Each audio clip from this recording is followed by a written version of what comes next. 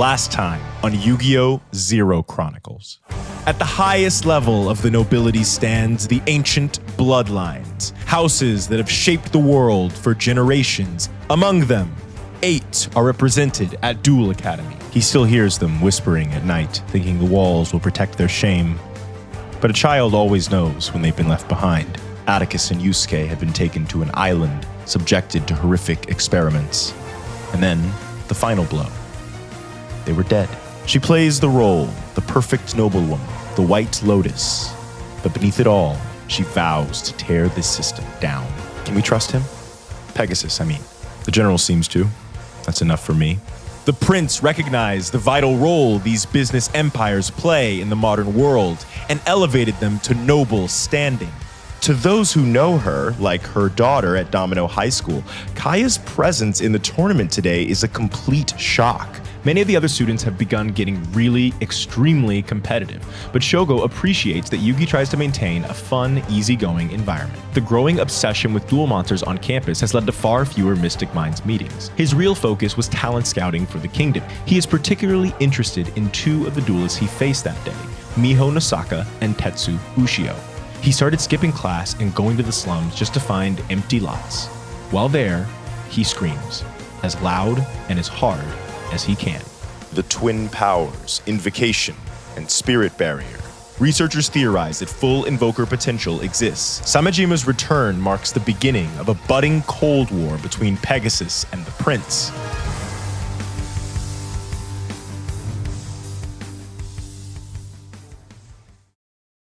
Everyone's talking about Duel Academy.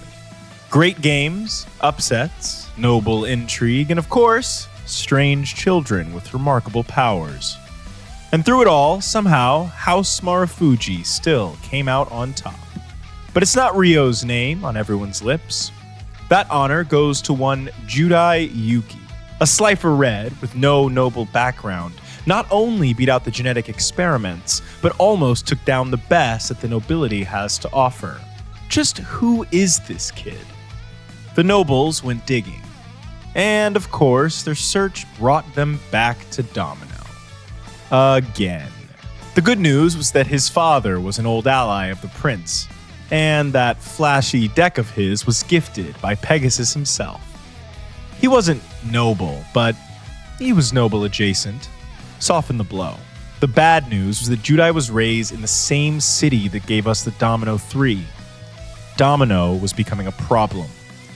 It was time for the nobility to remind the world of their dominance the best way they knew how, by picking on someone weaker than them. Domino High School. They made some calls, and soon, the gauntlet was thrown. Pegasus announced that Duel Academy was challenging Domino High to a tournament to prove which school students were really the best. I know what you're thinking. The world's greatest came from Domino. Duel Academy stands no chance. But Domino High has seen better days. After Duelist Kingdom, many of the school's students dropped out. And the Domino 3, while technically on the rolls, haven't been to school in months. Normally, the city would rally in their place. The residents are proud of their city. Open education, progressive values. Even the nobles send their kids to public school. But Domino's big names have been strangely silent, leaving the school to fend for itself. And Duel Academy has its own troubles. A group of students led by Tyranno Kenzan and Asuka Tenjoin led a school walkout, claiming that Pegasus is still hiding the truth about some of the missing children. Could that really be true? The students seem to think so. They've announced the opening of a brand new dorm, an autonomous, student-run, rogue branch of Duel Academy. Guys, I've come up with a name. The forums are buzzing about something coming, something big. We need to be a part of it. No one knows the details, but they rally under one phrase. No retreat, no surrender. Keep your eyes to the sky. Watch for the black flag. The Black Dorm, headquartered in the old abandoned dorm. They've refused to return to academy activities until Pegasus reveals the fates of the remaining children. This talk of rebellion got the investors uneasy. They wanted it dealt with, quickly and quietly. But the White Lotus was ready. She went to social media with an announcement. Any resemblance between the Black Dorm and terrorist imagery is pure coincidence. The Black Dorm remains loyal to the throne, and we can prove it. 2 of the children killed on Academy Island were heirs to noble houses, so this isn't just a cover-up. It's treason. The Black Dorm will not rest until Pegasus, the traitor, reveals their fates. A shrewd play. Notice how she didn't name the prince even though he also played a part in her brother's death. She's signaling to him that she's loyal. And by pretending to be an ally of the throne, she's upped the pressure on Pegasus to give in to her demands. Asuka Tenjoin is playing both sides of this Cold War against each other to get her answers. And meanwhile, she's drawn all attention away from the real treason in plain sight, the dorm's name. A whisper just loud enough for the Black Flag faithful to hear. It seems that Asuka Tenjoin has joined the game, made her first gambit, and even secured an early lead. But as we all know, in this world, games can be deadly. Let's hope she doesn't bite off more than she can chew. For now, it's a stalemate. To bolster their image with the student body, the Black Dorm has recruited Professor Lyoside and some of the school's top duelists to house a tutoring program for the academy's struggling students. The investors have stood by to see how it all plays out. House Tenjoin has declined to comment, but inside sources report they're just as surprised as everyone else. And Pegasus has been mysteriously silent through it all. Is it really possible that his guilt about the experiments has been a ruse this whole time? Time will tell. But until it's resolved, the dorm's loyalists have made one thing clear. They won't be stepping into the ring today. But even with both schools missing some of their heaviest hitters, that doesn't mean we won't have an exciting fight on our hands today. Oh, and I'm getting word that the students of Domino have just docked at the harbor. And, as expected, it seems the Domino 3 are not among them.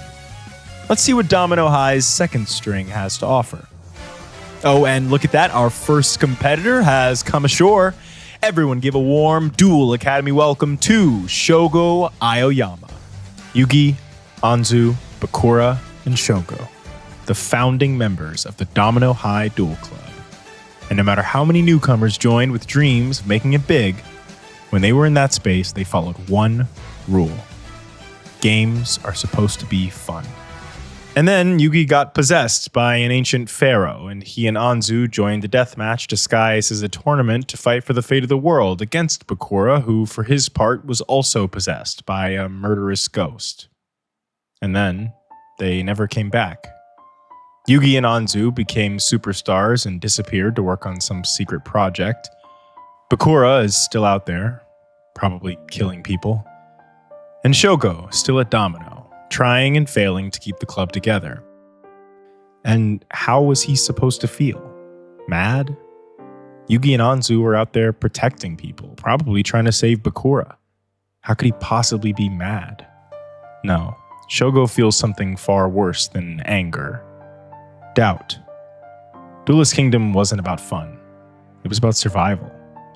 And as he looks back on the best year of his life, Shougo can't help but wonder if their dream was ever real to begin with. Next off the boat, it's the daughter of Count Himekoji and Domino High Rank 6, Kaoruko Himekoji, fabulous as ever. Life has been pretty great for Kaoruko since Bright Sparks went down in flames in front of the entire world. Bandit Keith didn't just defeat Bright. He broke her. Another rich girl playing gladiator. You seem sharp, so take my advice, kid. You built your whole life around this moment, but you're not the hero in this story. Hey, I won't pretend to know who is, but whoever they are, they'll put up a much bigger fight than that. You weren't just outplayed. You weren't even in the game. Even Kaoruko's Uncle Yoshi did better than Bright. And Little Miss Perfect never returned. You might be expecting me to say Kaoruko had some profound discovery, that revenge is hollow and power doesn't bring happiness. But if there is some moral to this story, Kaoruko hasn't found it. She's president of the student body, top 10 in the school, and she's finally become the undisputed queen of the social food chain. Sure, some people say revenge can't bring peace, but hey, maybe they just weren't trying hard enough. And trailing behind her is Cali Sinclair. She, on the other hand, has never been worse.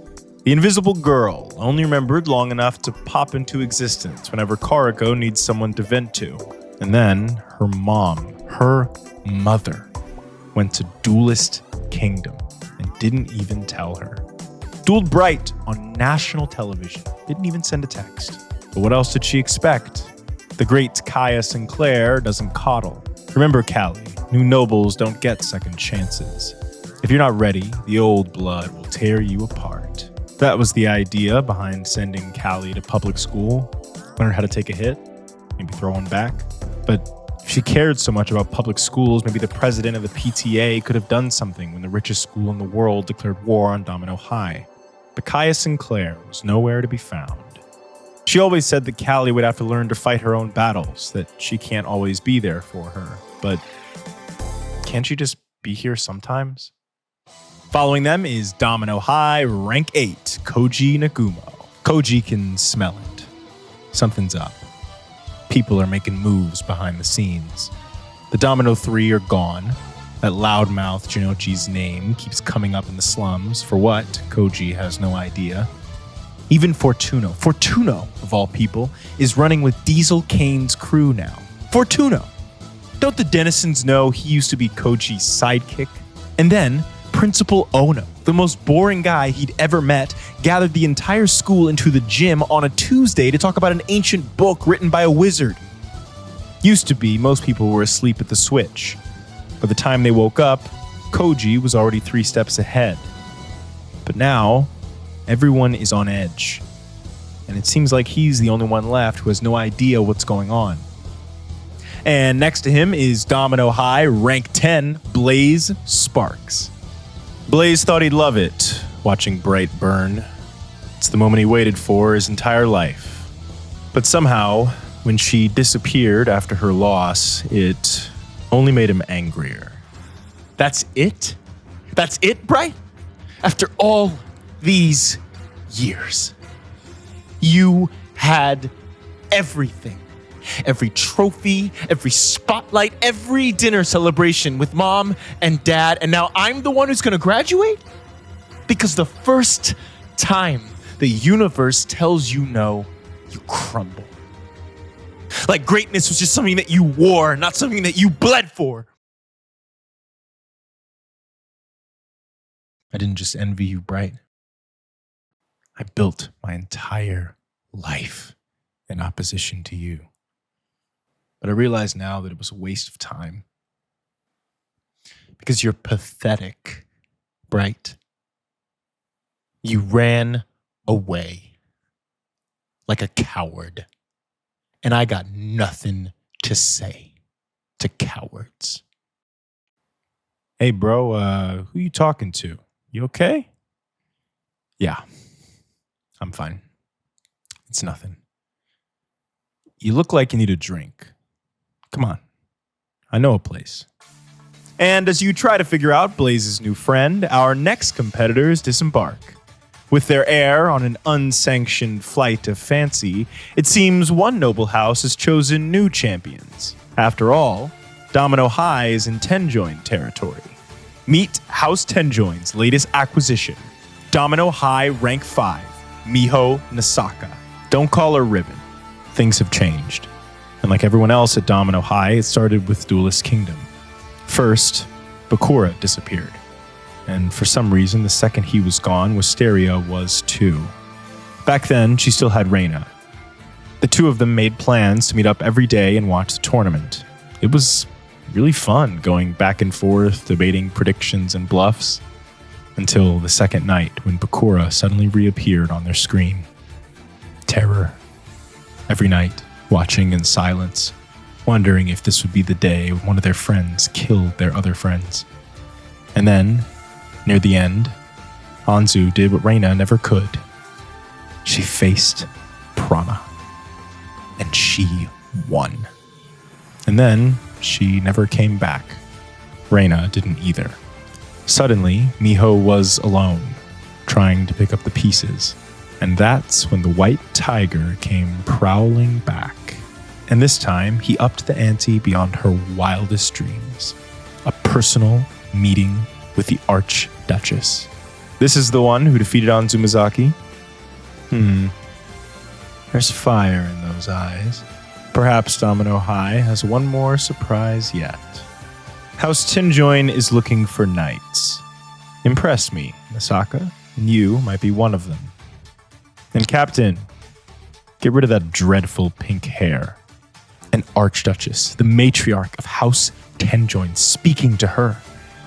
Miho used to dream of being a hero appearing in noble court. But this wasn't a novel. It was real life. And in real life, there are no heroes. There are those with the power to do something when their loved ones are in danger, like Anzu, like knights. And there are those who get left behind, like Reyna. Her voice still creeps into Ribbon's head sometimes. Reyna was always into the goth alt thing. She would hate this. So what, you're like a cop now? Yeah, maybe. But you left, Reyna. You're gone. And I'm still here. And still here is an understatement. Miho has been unstoppable. With the help of House Tenjoin, she swept the last Domino High tournament. But it only got her 5th place. The Domino 3 are locked in at top 3, and the 4th place duelist got to keep her spot with an excused absence. Today, Miho is hungry to prove herself. Let's see what these noble airs are really worth. What is that sound? Am I the only one hearing that? Whatever, I do not have time for this. Taking a top spot at today's tournament without their heir even present would be a massive win for House Tenjoin. So, they've got a plan B. Domino High rank 7, Tetsu Ushio. The White Tiger was insistent that he was worth their time. He'll never be a captain. Not a lot going on upstairs, but the kid's a juggernaut. Anyone can learn to break bones, but you can't teach how to enjoy it. When he graduates, we can fold him into the rank and file. Get him around some like-minded individuals who can help him direct that excess energy. Ushio hates the idea of taking orders from people above him, but the White Tiger convinced him that that's what the law is, really, isn't it? An outside force telling him who he can and can't pummel? Wouldn't he prefer to be above the law? Yes. Yes, he would. Wait, is that? Yes, I'm seeing that the next competitor to come ashore is none other than Duelist Kingdom's Ryuji Otogi. After Duelist Kingdom, Otogi followed Grandpa Muto's advice and set out to find what made him happy. He found his answer in a dusty box at the bottom of his closet, an old game that he was working on before Duel Monsters changed everything. With a bit of fame left in the tank, he got a small loan and moved out of his father's place. His apartment is closet-sized, but it gets the job done. Between school and his part-time job, he has just enough time to chip away at his dream. Dungeon dice monsters won't take over the world. But if some others are able to roll the dice and feel what he felt when he first sketched out the rules, then that's enough. If he's honest, he kind of always hated Duel Monsters. But he found himself excited to return to the game today. For the first time, Otogi can compete without the grudges and the pressure. Today, Otogi plays for the love of the game. And our penultimate student from Domino High is Zachary. Zachary has continued to be an enigma. He hasn't participated in a tournament since the Domino qualifiers last year. What's weirder, his sister Wisteria, formerly one of Domino High's top competitors, has all but given up as well, even deciding to skip today entirely. At this point, it's clear that these two aren't interested in these tournaments, so what is Zachary doing here?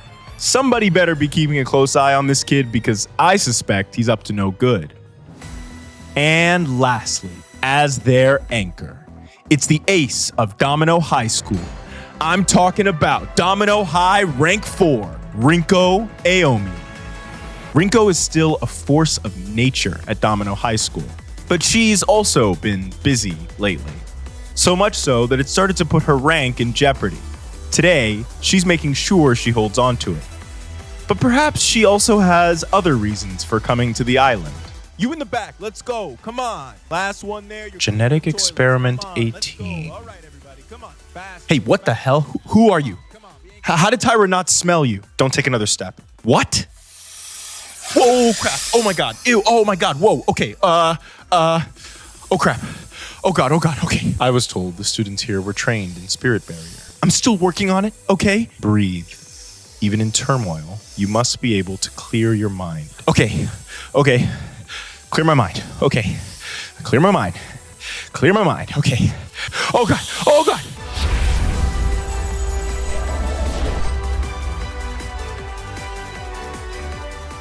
Did you just, you're in. What's going on here? Who is?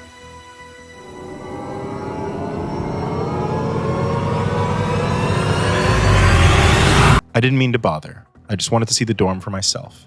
I'll be leaving now. Terreno, what was that? You look like you've seen a ghost. It's nothing. She seemed familiar. One of the other experiments. No. I never forget anyone I met down there. It was something else. I'm not sure where I know her from, but I remember that feeling. Dread.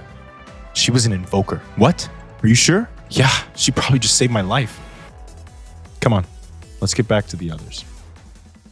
Now that you've met our visitors, it's time for the home team. First up is the Prince of Duel Academy, Judai Yuki. Ever since the Duel Academy tournament, things have been complicated. Judai said he wanted to be a hero, and apparently the universe took that personally. In the movies, they make it look so easy. Everybody wants something from him. First, the Chancellor called him into his office and tried to convince him to join Obelisk Blue. He said Judai could be a symbol of hope for the other commoners at school. That sounds heroic. But on the other hand, maybe a real hero would stand firm and never leave behind his friends. Then there's the protest. Asuka and Kinzan want him to take a stand about the missing children. That sounds very heroic. But in the last weekly training with Daitakuji, Professor D said that admin doesn't really know what happened to them and that the protest is just draining the Academy's resources. Professor D is kind of weird, but he's also pretty wise. What if he's Judai's Gandalf? Gotta listen to Gandalf. As a compromise, Judai took Sho up on his offer to come to the dorm and help tutor some struggling students. Now that felt heroic. He just wishes that while he was there, he could get in some rematches against his hero rival. Okay, Tyra, you're my rival now. So take this and read it when you're, hanging out in one of your trees. Whenever we duel, this one is me and that one's you, okay? But Tyra's always busy doing secret lessons with Professor Lyosai. Ah, well. The biggest problem is Sho's older brother. No one warned Judai that becoming prince meant assisting the king with academy duties. God, he is such a drag. Doesn't it get old treating every day like a funeral procession? Judai wants to do the right thing. He just wishes there was some kind of manual to help teach him what that is. Well, maybe an audiobook of a manual? Ooh, better yet, a YouTube video with cool graphics that summarize the audiobook. Oh God, Rio wants to meet again. Did you finish reading the latest draft for protest negotiations? Yes, and it took me all night. Every sentence had a word I had to look up. Moratorium?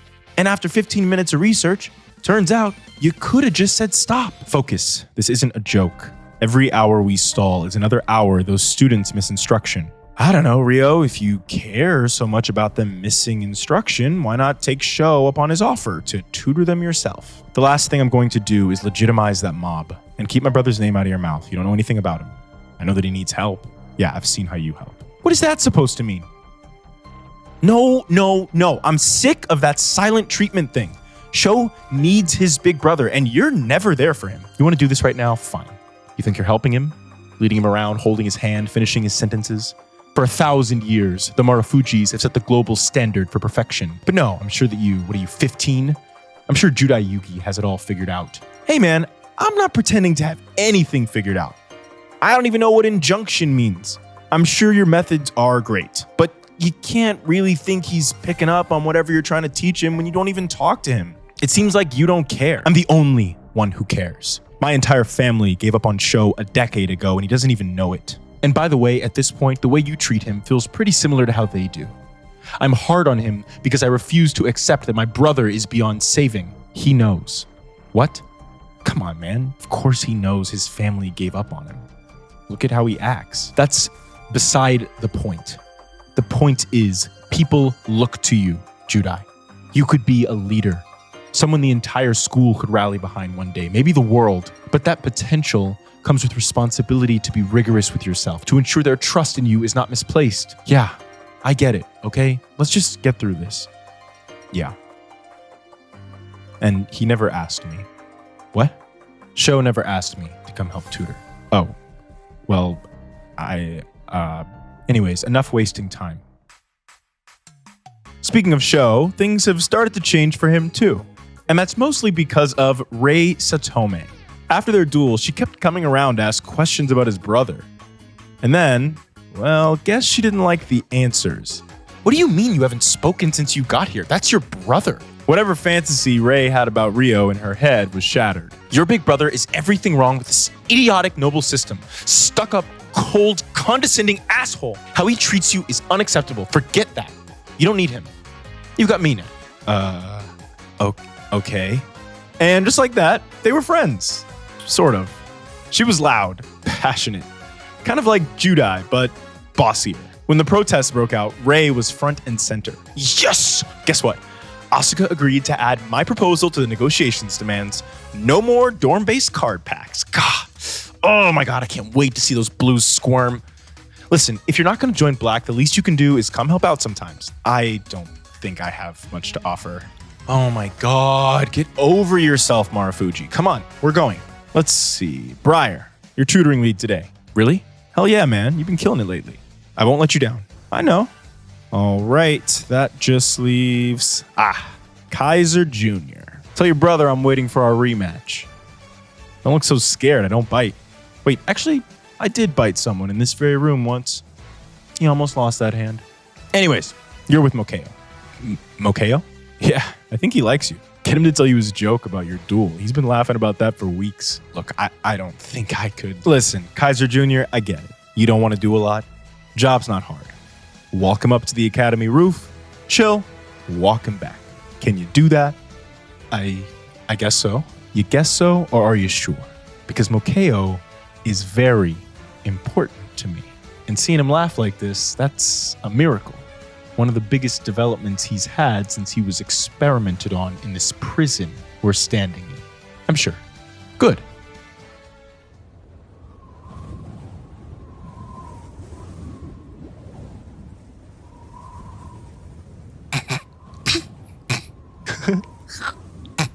Hey, Sho.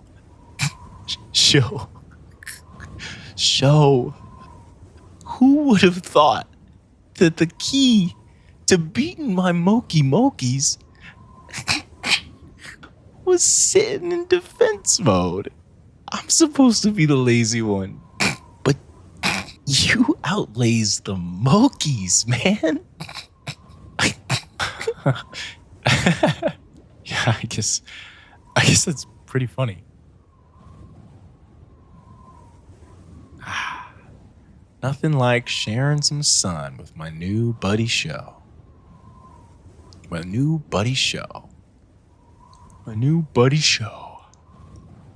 Are you getting sleepy, man? Yeah. For some reason I am. These days, Sho spends most of his time at the Black Dorm. Rei wants him to make the switch, but he can't. Judai didn't leave him, so he won't leave Judai. Things might have changed, but nights are still the best. Sho, Judai, and Hayato. Just like old times. Huh. When did Duel Academy start to feel like home? Hayato is doing better too. A bit after the tournament, he was summoned to Daitakuji's office. Okay guys, I've been working with Professor D for a while now because apparently I've got this special... Oh wait, Momo, right? I'm Judai, by the way. Probably should have started with that. Love the whole Blossom, Buttercup, and Bubbles thing you and your friends got going on. Anyways, I've got this special power, and there's a chance you have it too. Take it away, Professor D. Thank you, Judai. How gracious of you to let me speak. Professor Daitakuji told Hayato that he's a spirit caller, and those sounds he's been hearing aren't imaginary. A spirit has chosen you because it's felt something within you. Its wisdom will make itself known as a hum in your bones and a stirring in your gut. A whisper in your dreams or sudden certainty when you're lost. They don't just watch over you, they walk with you. Cherish them. You will meet even other spirit callers who are so troubled with internal conflict that they are unable to hear the call. ensure that your hearts remain open. It was a lot to take in. And there was something else about that meeting that stirred something in Hayato. There was also this girl there who... Girl, you say? Not like that. She doesn't remember me, but we visited once when my dad had a meeting with Archduke Mizuhara, some big trade deal. While they were in negotiations, my mom took me sightseeing to Uluru. Mom was thrilled, but I was angry. I can't even remember why. I threw a big tantrum at the summit, ruined the whole day. And that's the last memory I have of my mom. She died not long after. Now I look at Momo and I don't know, she must go to Uluru all the time. Something in me just wants her to tell me about it. Have her fill in what I missed while I was too busy being a brat. Well, Hayato, it sounds like you don't need my advice anymore. Something inside of you is telling you to talk to her.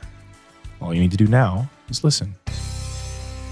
Momo, why is that large man walking directly toward us? Whoa there, pal. Where you going? You colorblind or something? Wait, I know him. I think he's a noble. Hardly. He's bought blood. Maeda, where you going with all this swagger in your step? Trying on the noble walk, huh? Bit loose on you. All right, next person who says something that pisses me off gets their ass kicked. And Gokaido, we've already done that dance, so if you don't want to use cards, I'm happy to skip straight to fists. You, what do you want? And before you answer, remember what I said about the next person who pisses me off, because that goes for you too. I wanted to speak up. I wanted to ask Momo about Uluru. Did you say Uluru? I love Uluru. Oh my God, one time I saw this scorpion there that was so away she goes. Man. Oh my God, you would not believe the tail on this thing. Apparently, Natsuo Tanaka has a gift. A very specific, unfortunate gift. If there's a way to lose, he'll find it. And if he loses again, he's getting the boot. Well, the Black Dorm has promised to take in all dropouts, which is nice and all, but man, that would be so embarrassing. It's bad enough that Tanaka's already been spotted heading there for tutoring. But at least there's one good part about all this. Judai was his tutor. God, Tanaka used to think he was so annoying. And now look at him. He's world famous. He seems like such a doofus, but his spirit barrier is airtight. And he was just so nice. Being genuine is out these days. All the cool people are doing the sarcastic, dry wit thing. Not him. I'll never get this. I suck, dude. What did you say? Hey, you listen to me. Tanaka does not suck. Tanaka is awesome. Are you listening? Say it with me. Tanaka does not suck. Tanaka is awesome. Next time, gotta ask for a photo. Would that be weird? Nah, that'd be awesome. Imagine the caption. Me and the hero of Duel Academy. Just vibing. Ryouta Katou has been obsessed with the genetic experiments since he dueled Kenzan. Look at all that power. What are they even doing with it? He's been spending time at the Black Dorm just to try to get closer to them. They've got to know something. A shortcut, a serum, a ritual. Ishiki keeps nagging him to join the tutoring sessions. He's one to talk. It's a good thing he defected to Black, because if he hadn't, he'd be kicked into Slifer with Ryuta. But he's not going to tutoring, no. Every day, all day, he's at that computer with Kagurazaka. They're using pirated legal treatises to draft language for their negotiation proposals. Power doesn't care about laws or rules. Power wins. And that's exactly what Ryuta is going to do. Think about it.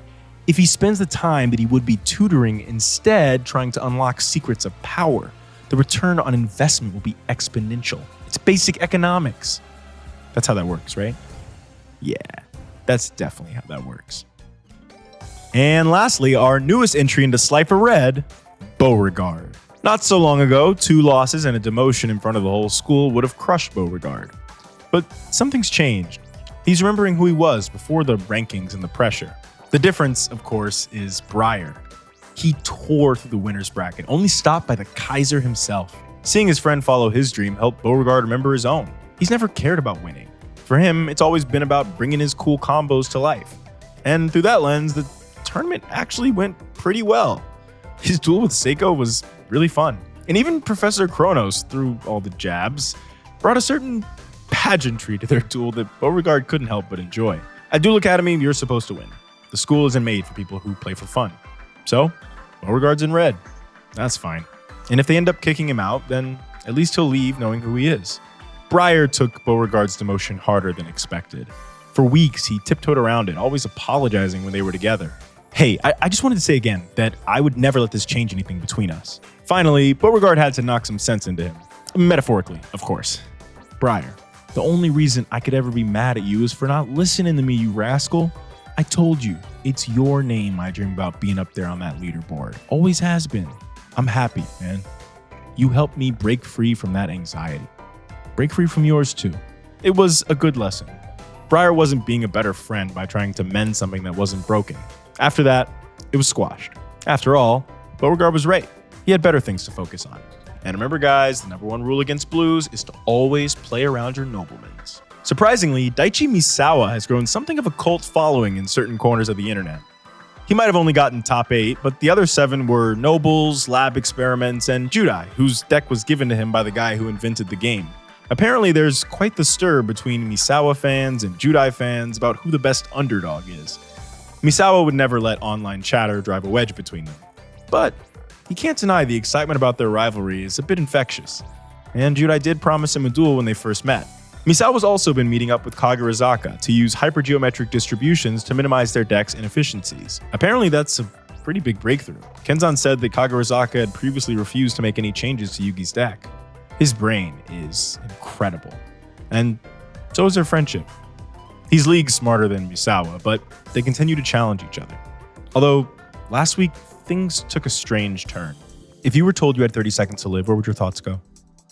I'm not sure. Why do you ask? The others, Judai, Asuka, even Ryo, they're creatures of passion. It radiates off of them when they're in a close duel, when they argue or talk about their feelings. Their actions are driven by deep convictions they hold about the world, but not you. What do you live for, Daichi? Better yet, what would you die for? You don't have to respond. I already know the answer. You don't know. Doesn't that frighten you? A life devoid of passion. Many scholars say passion is a fundamental part of what it means to be alive. Centuries, millennia of art, of war, of love. You survive through intellect. But do you live? There it was. That sinking feeling in Misawa's gut, buried so deep that even he dare not explore. The fear that he's broken. God, Kagerazaka found it so quickly. He really is a genius. Wait, that doesn't make sense. Kagerazaka has spent who knows how long in a cage. Genius or not, he's been isolated from people and their emotions for a long time. What did he say? He's reading philosophical texts about passion? That's specific. This isn't genius, it's something else. But Yugi, why do you ask? Is it possible you're having trouble feeling passion for your own life? What? No, I have much to live for. My friends, I fight every day to Jinochi and Honda and my grandpa. I have to go. America Uchimura did better than he expected, but worse than he'd hoped. It wasn't for lack of prep. He memorized every combo, planned for every contingency, but that all crumbles when facing down a Cyber End Dragon. Strangely, it's Briar who's been helping him through it. The way he pushed through his fears during the tournament stuck with America, and Briar's helping him do the same. The other person stuck in his head is Reyna Taker. When they dueled, she had this defiance, like she wasn't there to prove anything, except that she couldn't be told what to do. It was exciting. Since then, there's this little voice in his head, coming to the island, using this zany deck. What if it isn't about winning, but about changing?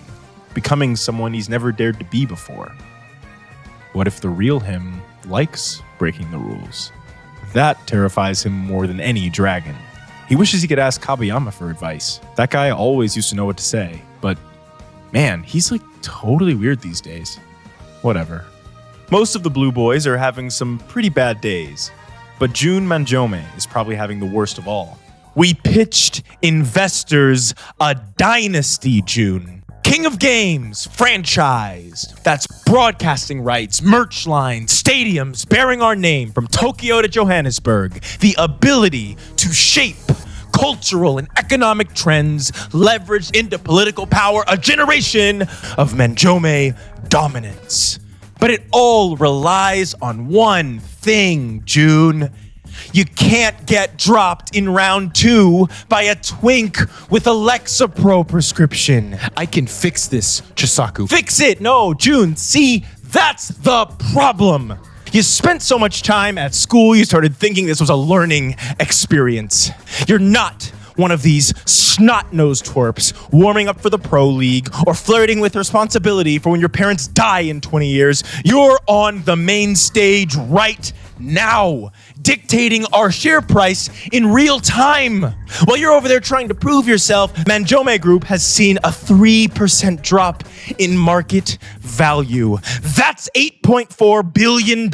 Billion, June, with a B. This isn't a coming-of-age arc. You're not a protagonist. You're a portfolio liability. So here's what's going to happen. We're taking over. If Pegasus wants to hand out miracle decks like candy, then fine, we'll buy a goddamn miracle. A new deck's on its way. Bought it this morning from Kaiba Corp. Don't ask how much, June. Just win. And if you fail again, don't bother calling back. June, do you remember our parents? What? Do you remember our mother and our father? Yeah, of course I remember Mom and Dad. Oh yeah, tell him the story about Dad. Shut the fuck up, Chisaku. Yeah, sorry. Father told me something before the end. Years ago, he and Mother were supposed to fly to Kyoto to meet with a startup working on some new technology. But the skies looked rough that night. They talked it over for 5 minutes, and they decided to wait until morning. By morning, that startup had signed an exclusive deal with Gozaburo Kaiba. Went on to create the tech for the solid vision hologram system. The same one that brought that saber beetle to life that tore you apart yesterday. That 5-minute conversation was all it took to wipe them from history. Every student on that godforsaken island can tell you our grandfather's full name. They could tell you he was born in a rice village in Yamagata in 1921. But our parents, it's a good thing you remember them, June, because no one else will. Because of those 5 minutes, they died in obscurity. 5 minutes is all it takes to topple a dynasty. And know this, June, I would bury you next to our enemies before I let you topple ours. 1, 2, 3, 4, 5, 6, 7, 8, 9, 10. 1, 2, 3, 4, 5. Millennia ago, the Gokaido clan was nearly wiped off the map after a failed invasion. Houzan Gokaido was their only surviving heir, left to bleed out behind enemy lines. But he refused to die. He nursed his wounds and recovered, disguising himself as a wandering monk who frequented the enemy's taverns. He became fluent in their customs, their speech. He learned which captains drank too much, which cooks gossiped about troop formations. 3 years later, he returned to his house and claimed his seat. And with 500 loyal men, he laid waste to their enemy. They called him the Last Gokaido. He went on to command a campaign that carved a scar across the continent, nearly uniting the East before being brought to heel by the Midgard Kingdom, whose steel weapons outmatched Gokaido iron. But his legacy endures. Like Ryuzan, Houzan Gokaido does not fear defeat. Because history does not favor the first to achieve victory. It favors the last one standing. 6, 7, 8, 9, 10. Taiyo Toramaki and Raizo Modatani didn't snag a single victory in the Duel Academy tournament. Luckily, one professor has a plan to get them back on track. Kronos, I must say, that move you and the Chancellor pulled during the tournament was inspired. A secretly enhanced Proctor deck to catch the students off guard? Brilliant. Your idea, I presume? Yes, of course. You know me, always innovating. It's a shame that not all of your students are on your level. But you must have a plan for that, don't you? Because if I were you, and I often wish I were, I'd be thinking it's time to get tough. I'd tell you my idea, but I'm sure you've already come up with a better one. Nonsense. As a noble, it's my duty to receive counsel from my lessers. Taiyo Toramaki and Raizo Motatani, I've called you in today because you have embarrassed your families on the world stage. This is unacceptable. What's your noble title again, Professor? Medici Court Jester? Everyone knows the school can't actually move us to a lower dorm, so can you just cut to the chase so we can get out of here? Ah, Raizo, that sarcasm is the only armor you've got left, isn't it? It may work with your peers, but as you've so shrewdly identified, I spent the better part of my life among bored princelings and bitter dukes. I know what shame looks like when dressed up as confidence. And Taiyo, I can't tell if you're better or worse. Unlike Raizo, you're not failing because you're arrogant. You're failing because you're profoundly mediocre. You can't talk to us like that. Actually, I can. Your egos have caused a crisis of legitimacy. You've brought shame to the nobility on the world stage. Nobles have been executed for less. And if you think the prince hasn't noticed, then you're stupider than you look. Your parents have given us full license to whip you into shape before you cause an international crisis, which means congratulations, you've been drafted. Professor, Friday night, you're at the counter with Tome, customer service and counting change. And yes, that includes the Slifers. Saturday night, restocking shelves with Seiko. She lifts more in an hour than you two have in your entire lives. And on Sunday, you're mine. Cleaning the gym, including the bathrooms. This, my dears, is a mop. Get familiar. You'll grow quite close with it. Junko Jorimoto was not happy with her friend after the walkout. What the hell, Asuka? I'm sorry I didn't tell you. Don't give me that polished, noble bullshit. I'm your best friend. You weren't even going to say anything? I couldn't ask you to be a part of this. Right now, we're doing our best to keep the narrative intact, but Junko, I've committed treason 12 times since noon. You could lose everything. Oh, so I guess you're the only one who gets to decide what you're willing to sacrifice. I can make my own choices, Asuka. I don't need you doing it for me. Junko, I've spent years burning every connection I had to my life as a noble. You can't just throw yourself into that fire just to follow me. What if you woke up tomorrow and Garuda's stock value crashed overnight? Don't talk to me like that, Asuka. Like I'm one of them. Me and Dad were fine before all this, and we'd be fine after. Okay. And what about when his entire career becomes evidence? Every ship he's ever sold, every contract he's ever signed, bank accounts frozen, planes grounded, every member of his old unit pulled in for questioning. Anyone associated with the Jorimoto name would be on a list forever. And that's assuming they don't just lock him up outright. That's not the... Have you thought about the look on his face? It won't be the canceled contracts or the detainment that breaks him. It'll be when he finally looks into your eyes after he spent weeks swearing to Kingdom investigators that they made a mistake, and he sees that you chose this, that you willingly threw away everything he built. Have you thought about the profound betrayal he'd feel? Junko clenched her fists. Like it or not, you're a noble now. The system has already pulled you into a careful symbiosis and made everything you love dependent on it. And if you're not willing to burn that relationship and lose everything, then you're not ready. So what am I supposed to do? Just stand by while you risk everything? Climb. Fly higher than any of them ever thought you could. Become queen of Duel Academy, and then go further still. Because when the collapse finally comes, and it will, I'll need you on the inside. Asuka, is it true that you're leaving the dorm? What's going on? My brother, my parents, they're saying bad things about you. Hey, eyes on me. Let them talk. You're the strongest girl I know, remember?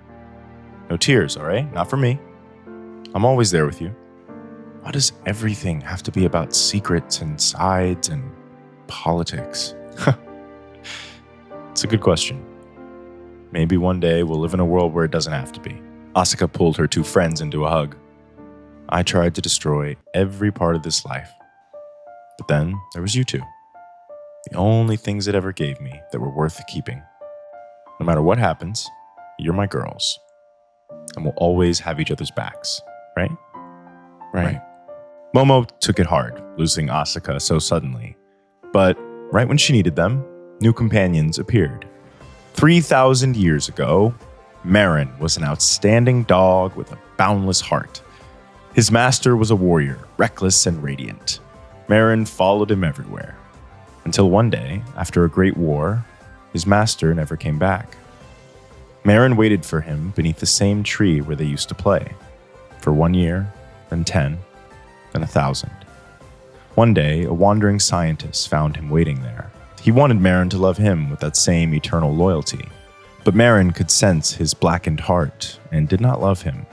Enraged, the scientist locked him in a cage and used his DNA to create a synthetic version of Marin, one that would obey and love him. But at night, when the scientist was fast asleep, something unexpected happened. On either side of the cage's cold bars, the two dogs would play. The mechanical dog learned what it meant to have a friend, and he helped Marin remember it too. So together, they tricked the scientist and escaped his lab of steel and shadow, and they found a new master. One who doesn't try to command or change them, but loves them as they are. And when she finds herself trembling at the silence that Asuka left behind, they sit with her. As if to say, it's okay. Losing someone can be hard, but you don't have to go through it alone. For the first time in her life, Ran Kocho felt the sting of defeat. She'd always known that failure would come. One doesn't ascend to the top without collecting a few bruises along the way. But in truth, she wasn't ready for the bitterness of the moment. She stood in silence while the crowd roared, cataloging every mistake that led to her defeat. It took all the humility she could muster to find her answer. Her failure wasn't tactical. It was psychological. In pursuing her goal to topple Asuka, she had allowed herself to care. Somewhere along the way, she had become entangled in the very drama she was supposed to orchestrate. So Ran must refocus. She won't waste time demanding a rematch or lashing out at those who whisper about her defeat. That would make Asuka her equal. And Asuka Tenjoin is not her equal. When the Black Dorm emerged, the agents of her house sent word. The White Lotus moves strangely. If there's rot in the stem, then you must peel back the petals. Find proof of her treachery and expose her. Asuka will fall in time. Ran will make sure of it.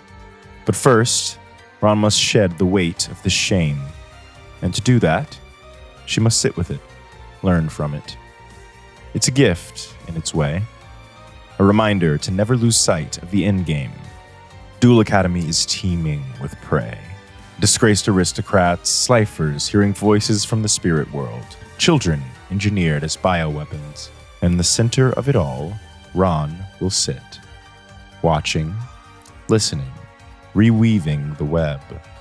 And then, when she's cut off her emotional ties, when the time is right, the White Lotus will be dealt with. There will be no anger, no gloating, just a single deliberate cut, and the petals will wilt. And now, it's Duel Academy's King and Kaiser, Ryo Marufuji. Heavy is the head. The Kaiser's been navigating his fair share of tough situations, too. One night before the walkout, Asuka called a meeting at the lighthouse. Ryo, Kenzan and I are working on something big. We're not sure how far it's going to go, but you're not going to like it. Just, please. Samajima might trust Pegasus, but push him again. Make absolutely sure he's clean. If not for me, do it for the safety of the students of this academy. Do it for Atticus. Samajima looked out the window at the student protesters gathered below. It's a good test for you, Ryo. Students demanding answers that we don't have. And still, as their board representative, it's your job to win them back. So, what's your play? I'll come up with something, sir. I have no doubt that you will. Anything else? Respectfully, it's been days now, and Pegasus is still silent. If this is a misunderstanding, then why is he leaving us to clean up his mess? You said before that you trust him with your life. How can you be sure? You're on the board now, Ryo. Why don't you ask him yourself? Ryo raised his fist outside the door of Pegasus's office. But before he could knock, "Come in." Pegasus didn't even look up from his computer.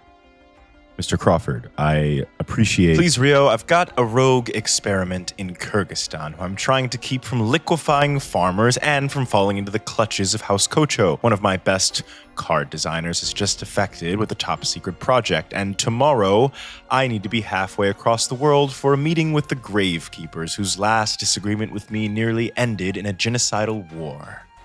Let's skip the pleasantries. You've requested an audience with the second most powerful man in the world.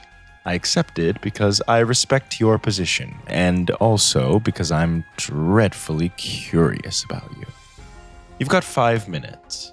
Use them well. Good. Ryo preferred it this way. In case you haven't noticed, your students are in open rebellion. They want answers that only you can give. And what do you want, Ryo? I want to know that I'm not lying when I tell them that admin knows nothing about the missing children. Good answer. I'm sure you've heard tales of the Millennium Eye. Its power is intoxicating. By the time you get to the experimenting on children phase of brain control, you've already lost all sense of self. Everything I know, I had to rediscover. As for your late heirs, there was no trace of them. But that doesn't mean they weren't there. Exactly. It means someone scrubbed them. Deliberately. Whoever did that has your answers. Do you have any leads? I have a working theory. I believe that there were 2 facilities on the island, 2 groups of experiments. One we know, the abandoned dorm currently moonlighting as a rebel base. The other, I suspect, is buried deep underground, which explains why I haven't found it. Whatever happened there, someone's gone to extraordinary lengths to keep hidden from me. If this is true, then why not tell the students the truth? You could work together to find the culprit. It could end their rebellion. And what makes you think I want to end their rebellion? What? No, dear Ryo, you see, I am in the business of rebellion. But unlike in the stories, rebellion is not won by passion. Passion burns out. Rebellion is a long game. Logistics, details, building parallel supply lines, organizing watches, setting rotations for rest and patrol.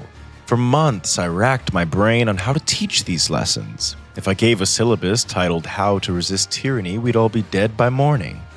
And then young Asuka and Tyranno found it by themselves. Made me the tyrant. I suppose in recent years, I've grown accustomed to the role. They believe that at any moment, Academy security could come along with flashbangs and smoke grenades and arrest everyone they've made to trust them. Good. That's how they learn. Learn what it means to be responsible for someone else's safety. Learn who they trust when things get tense. Learn to keep 2 faces, one for the public and one for the cause. Learn to withstand the loneliness of defiance. Every day, when the media, when the people you respect most, tell you that you're wrong. What they learn in that dorm is more important than any class. So, we let them practice, with a little nudging here and there from Lyo side. And in the process, they learn the art of revolution. You're letting them waste everything chasing answers that you don't have? That isn't teaching, that's patronizing. The price we pay to win, dear Ryo. But there is one student whose whereabouts I know of. A young man named Takadera was at the facility with Kenzan and the others. I told his friends that he vanished, that I didn't know where he went. He did vanish, but we have a pretty good idea where he is. Somewhere no one could save him from. To attempt it would be certain death. You think it's cruel to withhold the truth? Try sending a grieving child on a suicide mission and see how that feels. This is too much. All of it. What am I supposed to do with this? Tell them. Or don't. Trust in my vision or reforge your own. They're your peers, your people. I wouldn't have told you any of this if I didn't believe in your leadership. So, Ryo, it's your move. So this was the master of mythology. Across from him, the Kaiser felt little more than a boy. The eye was gone, so why did he feel like he'd walked into a game that was lost 3 moves ago? He realized then that the eye had only been a tool. The man was the one with the gift for reading people, and he was terrifyingly good at it. Now, unless you'd like to reschedule this briefing with House Brisbane for me... Wait, one more thing. Why agree to this tournament? Why let the nobles humiliate a school while its defenders aren't there to protect it? Samajima might have taught you how to command respect, but I see he never taught you how to spend it. Simple. When someone comes asking for something, that means you have leverage. And a good leader never lets leverage go to waste. You got something out of the deal. The secrets of invocation must be spread. The great equalizer. The more who know them outside the kingdom, the better. I told them I would provide public support for their game, but only if our students could fight on an equal playing field. They let you share Alistair's laws with Domino High? Why would they do that? Hubris, Rio. Your mentor did teach you that, Article 5, wasn't it? They think so little of commoners that they can't even fathom that these secrets might be used against them. They have no idea what's coming. Besides, don't underestimate Domino High School. I suspect they won't be humiliated so easily. Yo, look up. Whoa, what is that? You guys see that? Junko, isn't that one of your father's planes?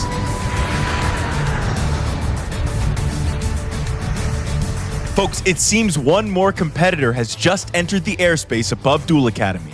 Ladies and gentlemen, we interrupt your regularly scheduled bracket to announce a late entry.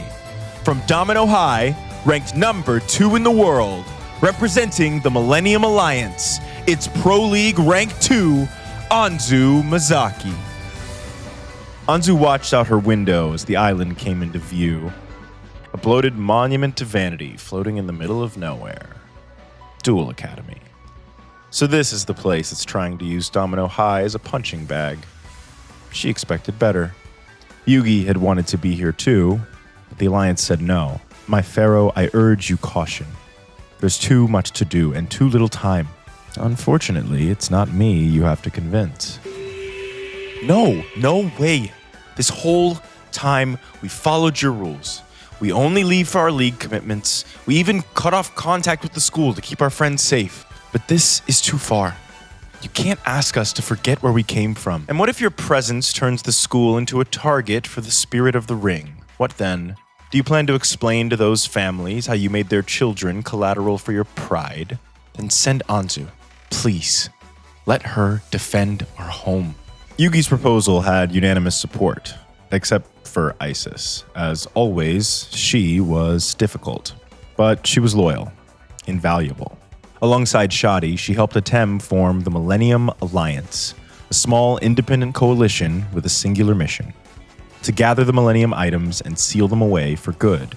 It was meant to rise above politics. Their mission was larger than borders and dynasties. But not everyone believed in that mission. Jinochi didn't. He left. Not quietly, not kindly. Told Yugi he was losing himself to Atem and that no one had the courage to say it out loud. Yugi's still holding on to hope that they can mend what's been broken, but there's a part of Anzu that still isn't ready to forgive. He wasn't standing up for some unspoken truth. He was a coward. The world was falling apart, and he couldn't handle doing anything about it unless it came with an underdog arc and a soundtrack. So he walked. So much for United We Stand. Yeah, okay, if you can't tell, she's still bitter about it. But that's for another time. For now, there's work to do. 3 Millennium items remain at large. The ring is priority number 1, and not just because it's sunk its claws into their friend. Yami Bakura is still out there, feeding, harvesting, playing some long, ugly game. They get leads here and there, but overall, he's proven elusive. So in the meantime, they've been training. Isis was brutal. Every lesson a trial by fire. Progress never acknowledged, weakness never unnoticed. Anzu mastered Spirit Barrier quickly. Something about it made sense. Invocation was tougher, which checks out. Humans aren't born with the ability. It requires something else. An enhancement, or a link to something older. Something like the Millennium Eye. The artifact felt cold in her palm as she traced its pattern with her fingers. Anzu didn't volunteer to take it. She was chosen. Another vote, another dissent from Isis. Always Isis. Even now, Anzu catches the way she looks at her. The doubt, like she's waiting for Anzu to break. And maybe she's not wrong to. The eye's power is terrifying. So wait, the eye is gonna try to brainwash me? Your perception of brain control is warped by fiction. Reality is not so simple. There is no item nor invoker in the world strong enough to seize the mind of one who is at peace with themselves. It doesn't make you a mindless slave. It finds the darkness that was already there, the wound you never stitched. And once it finds its in, rage, grief, ambition, only someone who knows your innermost self can bring you back. They must find the root, the psychological flaw that the item clings to, and confront you with it head on. Or, as with Pegasus, they must remove the source altogether. Hey, Leaky here, just wanting to pause real quick to say that's going to be important. Yu-Gi-Oh! Has a lot of brainwashing, but Zero Chronicles won't be doing the whole "you are suddenly evil now" thing. Instead, brain control is an art. Genuine flaws found and exploited by nefarious items and actors. But if you keep your head clear, there won't be anything to exploit. And remember, to break it, someone who knows them well enough has to see the flaw being exploited and confront it directly. Usually in a duel, but the implication is that they're doing talk no jutsu as they go. You get it. Or you can take out the source of the magic. Got it? Good. Carry on. Maintain peace in your heart at all times, and you will not fall victim to the item's curse. Anzu eyed Isis's golden necklace. Like you do, huh? Yes, like I do. What about Atem? Why aren't he and Yugi getting this spiel? She's only just learned of her responsibilities, and already her attention drifts. As ever, Shoddy, your optimism borders on indulgence. She's not ready. If this is something Yugi is dealing with, then keeping me in the dark is a tactical liability. Or is your plan for me to learn about it in real time on the battlefield? Like your friend Bakura, Yugi and Atem's bond with their item is unique. They play by a different set of rules. Focus on the eye. That alone will demand everything. Which brings us to your final lesson. To help you grasp it, we've invited someone who knows its weight firsthand. The Millennium Eye. Beautiful, isn't she? Even after everything, I'd be lying if I said I didn't miss her. During his time with the Eye, Pegasus uncovered truths about it that were lost to time. The Eye has a peculiarity that makes it unlike the other items. As you near the final stage of brain control, you realize that you've only unlocked a fraction of its powers. There's a final gift. It dwarfs the powers you've been given by that point. But it requires a sacrifice. Pegasus tapped the empty socket beneath his fringe. You won't scream. You'll smile. You'll believe it was your idea. And then you'll carry it with you forever, the eternal mark, living proof that you succumbed to the allure of the Millennium Eye. To be honest, Anzu wasn't sure she wanted the responsibility, but if the Alliance trusted her with this burden, then it's hers to carry. Isis thinks she might lose it today. Friendly competition or not, if she's bested in fair combat, the Eye will be taken from her. But the tournament was a calculated risk. This was her best chance to test its power before anyone's life was on the line. Besides, as Shoddy said, if Anzu can't protect the Eye from the kids at Duel Academy, then she was never its protector to begin with. Pegasus already cleared it with the school's investors. Once they found out she was coming, they appreciated having an excuse ready in case she wiped the floor with their heirs, and they were hungry at the chance to see the Eye's power up close, even if it meant throwing their own children into its crosshairs. Anzu didn't plan to give them a spectacle, just a glimpse, enough to learn something, not to hurt anyone.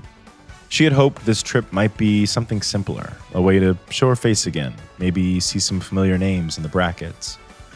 But now, as the island comes into view, she realizes that the weight of responsibility has changed her. She can barely remember the girl from back then. She feels it again. The battle calm. The clarity of purpose that took over the last time she found herself on one of Pegasus's islands. It's time for Duel Academy to learn why they call Domino City the home of champions.